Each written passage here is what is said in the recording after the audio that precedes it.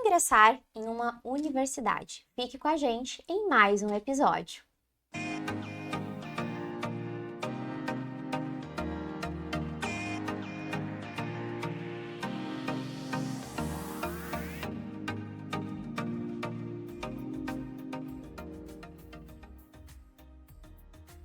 Se inscreva no canal, curta e compartilhe. Sejam muito bem-vindos ao nosso podcast Pode Educar. E aí, olha, acompanhando com a gente aqui os episódios, esse está muito especial. Então, a gente tem um convidado muito especial hoje para abrir aqui com a gente esse bate-papo. Olha o título, olha, como ingressar em uma universidade. Você já parou para pensar? Você está aí querendo fazer um mestrado, doutorado, está querendo ingressar na universidade, então a gente está com ele aqui que vai responder suas perguntas. Seja muito bem-vindo, César de Oliveira, nosso companheiro aqui da universidade. Uma alegria receber você aqui no nosso podcast. Bem-vindo, César. A alegria toda minha, eu agradeço o convite, fiquei muito feliz de fato com o convite de vocês. E mais feliz ainda em poder falar de um tema que eu gosto tanto. Então, Sim. Com certeza. Para partilhar e compartilhar esse momento com vocês. Perfeito. Conta pra gente, César, da sua formação até esse momento, né? A gente sabe que você está doutorando comigo lá. Que legal, A maravilhoso. gente, né, fica muito orgulhoso de conseguir, mas conta a sua trajetória um pouquinho pra gente e a área que você atua hoje. Bom, eu comecei, na verdade, na área de filosofia, né? Eu Uhum. comecei estudando filosofia, eu fiz um bacharelado, não concluí, e aí depois acabei pedindo transferência para licenciatura, tá? Certo. Em filosofia. Mas não atuei propriamente em sala de aula. Fiz a graduação, os estágios obrigatórios, mas estava trabalhando já na área administrativa da universidade, né? Então quando eu transferi para licenciatura, eu fui para a PUC, e aí já na PUC eu comecei a trabalhar na área administrativa, no meu segundo ano de faculdade. Então, terminei a graduação, e aí a gente estava ali naquele fim, vamos dizer assim, né? Aquele início da reforma do ensino médio ali em 17 com a aprovação, então tava um lugar meio tenebroso, e eu falei, não quero arriscar diretamente, né? O que vai ser, os cortes das aulas de filosofia, então eu acabei ficando na área administrativa. Mas não desisti da educação, porque sempre gostei bastante, de fato. Eu tinha o sonho realmente de dar aula. Mas acabei começando uma segunda graduação em Direito para poder me aproximar da área administrativa que eu estava trabalhando exatamente com a área de filantropia educacional, então eu falei, eu preciso entender essa linguagem aqui, o dia a dia, né? E aí acabei estudando Direito. E sempre tentei aproximar Direito e Educação, porque era uma coisa que eu gostava bastante. E acabei chegando ao mestrado, terminei a minha graduação em Direito e fui fazer um mestrado em Direito. E no mestrado em Direito, eu continuei estudando educação, então eu fui estudar acesso e permanência de estudantes negros na universidade, né, e entender um pouco desse percurso, como que era a trajetória desses estudantes. E terminando o mestrado, veio aquela pergunta, e agora, avançamos ou não avançamos? Eu falei, não, preciso avançar, preciso continuar me provocando, preciso continuar insistindo. Então, olhei e falei, acho que agora é o momento de voltar um pouco mais para a educação, e cheguei até o doutorado de educação com a proposta de continuar estudando acesso e permanência, mas entender um pouco mais agora da trajetória do estudante que avança para a pós-graduação. Esse estudante que foi bolsista, né? Estudante negro que chegou na graduação e agora ele avança, ele consegue pensar numa pós-graduação dentro da universidade, ele consegue alcançar um mestrado, um doutorado, então é essa a ideia. Legal. Uau! Muito bom, né? César, você falando, eu tive a impressão que você nunca saiu da universidade, que você está em constante aprendizagem, se formando e estudando e adquirindo conhecimento. Muito bom, né? E nós vamos falar hoje sobre universidade. Então, compartilha com a gente como que funciona, já que você está aí tão inserido nesse universo, como que funciona esse universo acadêmico? Eu acho que essa é uma pergunta e uma dúvida de muitas pessoas. Sim. Eu tinha, na verdade, eu nem sei se eu tinha essa dúvida quando eu terminei meu ensino médio, né? Porque eu venho de uma realidade, né? Eu cresci na cidade de Franco da Rocha, uma cidade periférica ali na Grande São Paulo, em que a gente não tem muitos horizontes em pensar numa universidade. A gente quer terminar o ensino médio e quer pensar em trabalhar. Então, eu pensava em faculdade, né? Por uma questão de familiar, minha família sempre me apoiou bastante com relação aos estudos, mas não era uma realidade do meu grupo, de uma forma geral, ali, né, em escola pública não era a nossa realidade. E eu só fui conhecer as possibilidades quando eu comecei a trabalhar na universidade. Isso é o mais engraçado, né? Quer dizer, eu entrei na universidade na perspectiva de pagar uma universidade e vou pagar uma universidade. De repente eu falo, não, mas não é só isso. Eu tenho possibilidades de estudar na universidade, mesmo não tendo condições, que era uma coisa que eu não sabia. Então, chegando ali para trabalhar, eu descobri o ProUni, gente. Eu falei, como que existe isso daqui? Nunca ninguém me falou sobre isso no meu ensino médio, né? Eu terminei o ensino médio em 2009, o programa tinha sido criado em 2005. E eu nunca tinha ouvido falar sobre ele durante minha trajetória no ensino médio. Então, meu trabalho é exatamente hoje cuidar um pouco disso. A gente tem um projeto também para falar sobre isso, que a gente chama de Campinas para Todos, que é a ideia de levar esse conhecimento sobre a possibilidade de acesso às universidades para as escolas públicas, né? Porque muitas vezes essa informação não chega às escolas públicas. E aí, qual que é a ideia, né? Então, aqui, para qualquer um desses programas que a gente tem lá na universidade, hoje a gente tem o ProUni, que é um carro-chefe já conhecido, né, nacionalmente, por muitos, mas não necessariamente por quem precisa conhecer, né?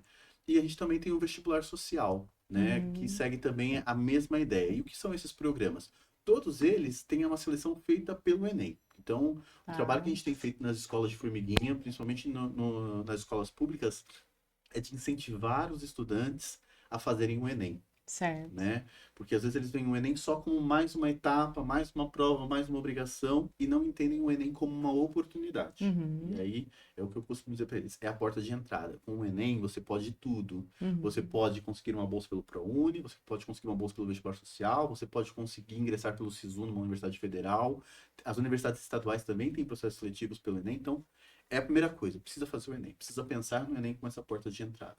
E aí olhar. Então, no nosso caso, né, nós estamos falando de uma instituição privada, né, comunitária de educação superior, mas, então, a gente está falando de ProUni e de bolsas próprias, que a gente chama, por exemplo, de vestibular social, né, para graduação.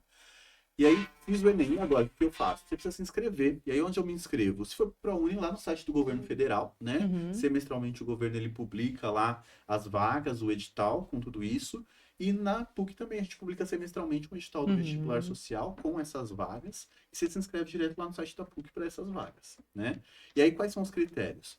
O primeiro critério é a renda per capita. Então, a ideia desses programas é que as pessoas em vulnerabilidade social elas possam alcançar a universidade, alcançar um ensino superior de qualidade, né? Então, você consegue, através de uma renda per capita de até um salário mínimo e meio, ou seja, como que eu chego, né? Às vezes as pessoas não têm dúvida. Como que eu calculo essa renda per capita? Você vai somar a renda de todo mundo da família, né?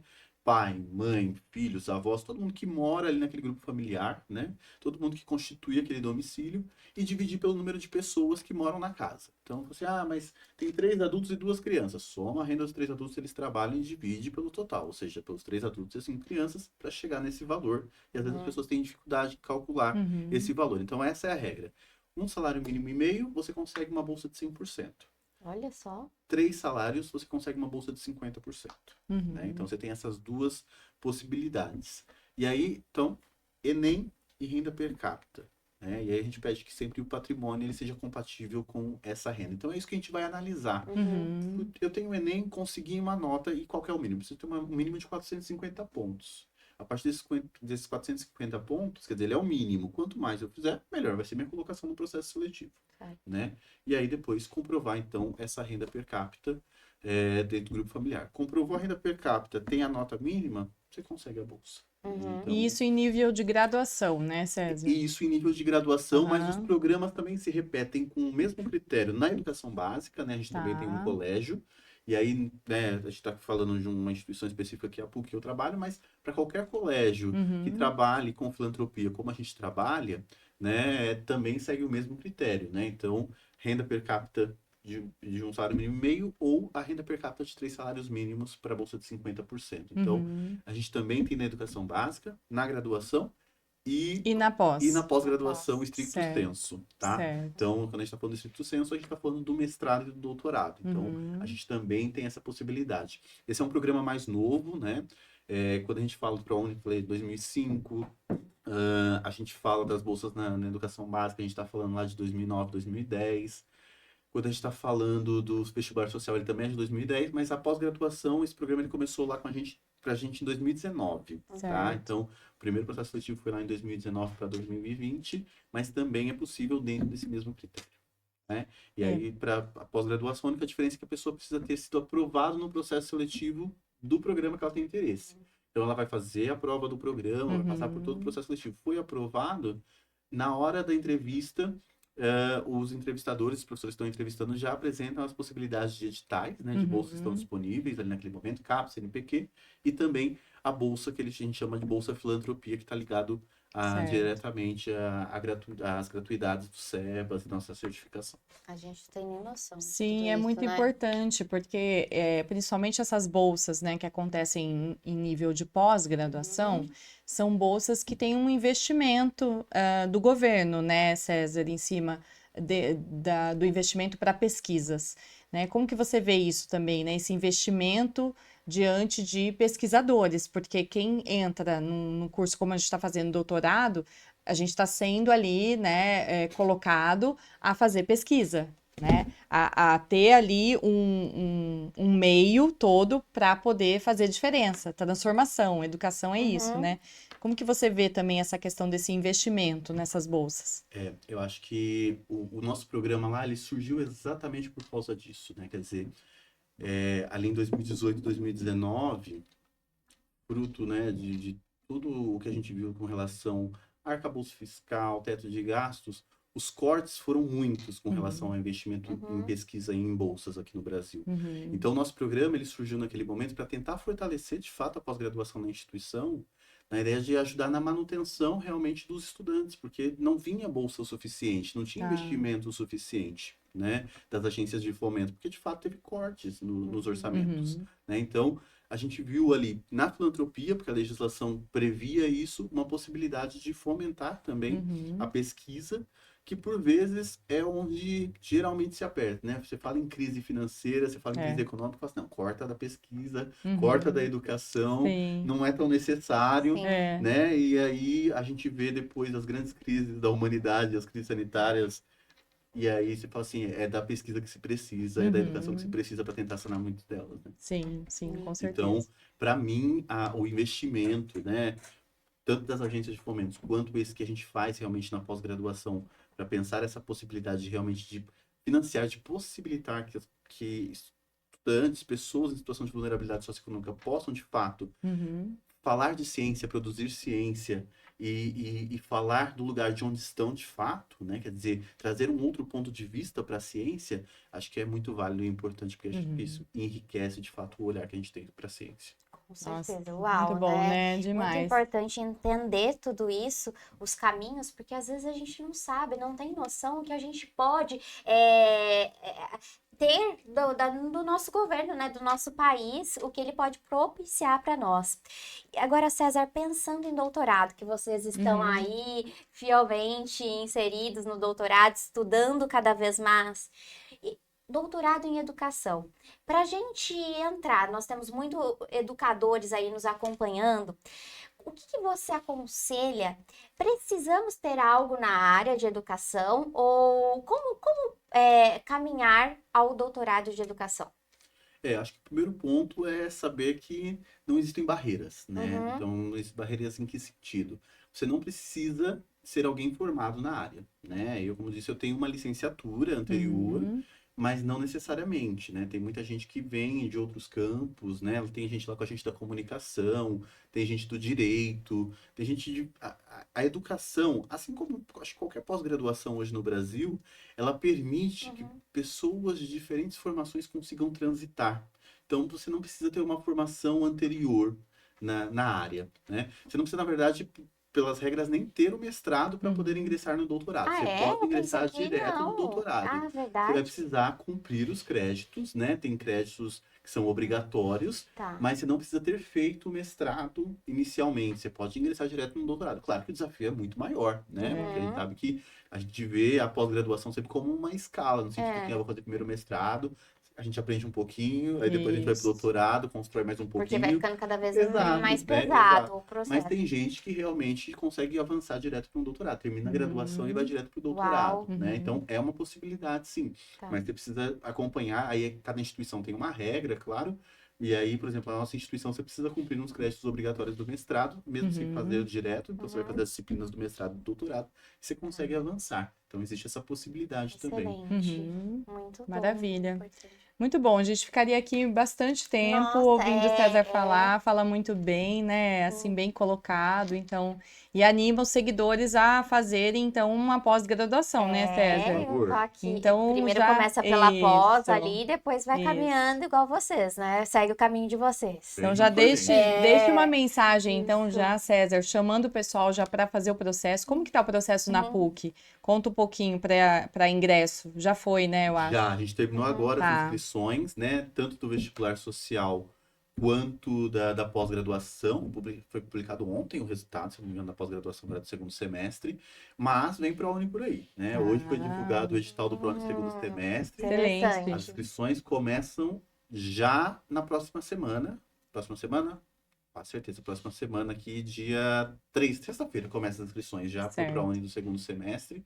Então, quem quer agora já aproveitar o segundo semestre, dá tempo de se inscrever ainda no ProUni para a graduação. Perfeito. E logo no segundo semestre, aí, meados de outubro, mais ou menos, a gente já começa de novo a inscrição Legal. para a educação básica e para a pós-graduação, já pensando em 2027. Olha lá, quem quiser. É isso já aí. pode ir. Ainda esse ano dá tempo. Dá tempo. Você quer deixar seu contato ou quer deixar também o perfil da PUC para o pessoal entrar? Pode ser. O Uhum. meu contato é o oliveira.cacd, tá bom? Então, tô lá no Instagram.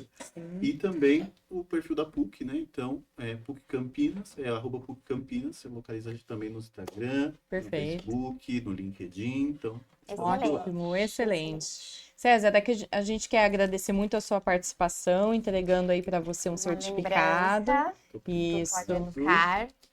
Agradecer muito o tempo que você dedicou aqui para conversar com a gente, né? O seu conhecimento. Então, receba aí nosso uma carinho, lembrança e isso, o nosso carinho, tá bom? eu agradeço Obrigada mesmo. o convite de vocês. Foi uma alegria estar aqui com vocês. E fico muito feliz com o certificado. Vai somar lá no meu Lattes, mais pontuação pro Lattes. é e isso fico Isso feliz mesmo. aí, aqui, vai tá com bom? Tudo que a certeza. gente recebe, a gente põe no Coloca lado. do Lattes, né? É o desafio do Tempo, é pesquisador, conhecimento né? compartilhado, né? Exatamente. Aprendizagem, é muita Isso, troca. com Obrigada, certeza. viu? Obrigado a Foi um vocês, prazer, obrigado. um prazer mesmo. Vamos E encerrar então o vamos- nosso episódio de hoje. quem está aí, continue aqui, @podeeducar.podcast. Clica lá no link do nosso perfil e entra no nosso O YouTube. sininho aqui. Isso, É. sininho para vocês receberem o nosso conteúdo. Com certeza. E sigam os nossos parceiros, @Instituto World Opportunity. É a hora de você fazer inglês, hein? Tá com aquela viagem marcada e fica naquela dúvida, ai, como que eu vou falar inglês com o estrangeiro, hein? Então, agora é a hora. Já chame lá a Diara, ela é super educada, simpática, vai atender muito bem você. Então, @Instituto World Opportunity.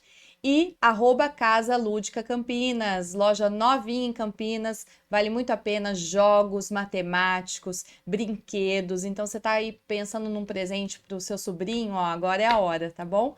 Chama o Wagner lá, @Casa Lúdica Campinas. Um beijo, gente. Até E a até a próxima. próxima. Tchau, tchau.